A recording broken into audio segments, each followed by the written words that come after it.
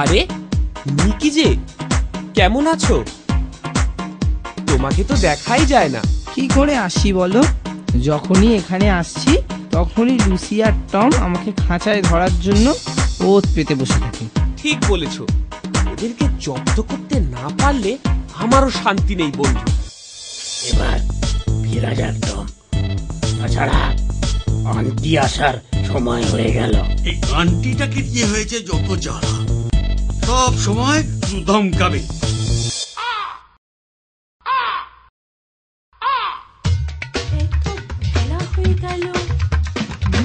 এখনো রাস্তায় রাস্তায় ঘুরে বেড়াচ্ছে।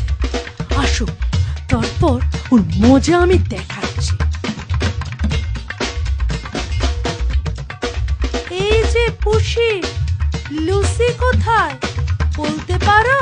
কি আর বলবো আন্টি, ও যতক্ষণ না থাকে ততক্ষণই ভালো।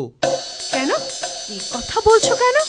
বলছি অনেক দুঃখে আন্টি, কারণ ও থাকলেই পাশের বাড়ির ছোট্ট পাখি নিকিটা আসলেই ওকে লুসি আর টম খাবার চেষ্টা করে।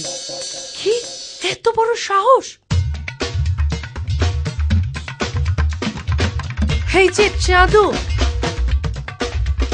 এতক্ষণে আসার সময় হলো বুঝি?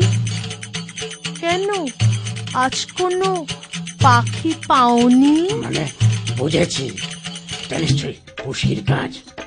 না না, মানে আন্টি, আসলে পশু পাখি আমি খুবই ভালোবাসি। থাক, আর সাফাই গাইতে হবে না।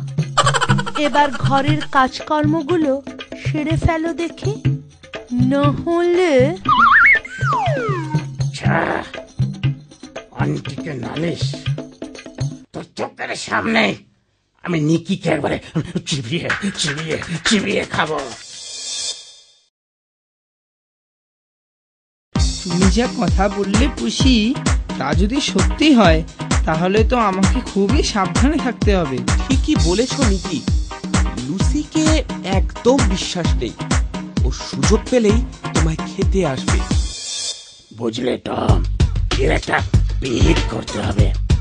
খুশিটা আন্টিকে বলে দিয়েছে যে আমি আর তুমি সুযোগ পেলেই নিকিকে খেতে চেষ্টা করি।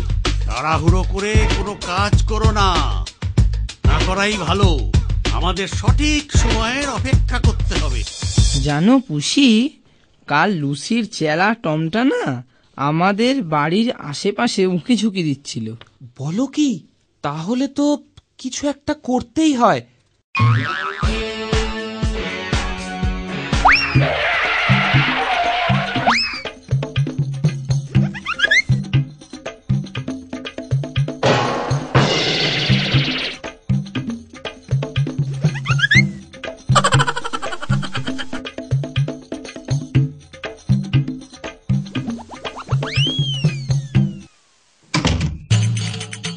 বাহ, কুকুরটা তো বেশ নিজে থেকে ধরা দিল।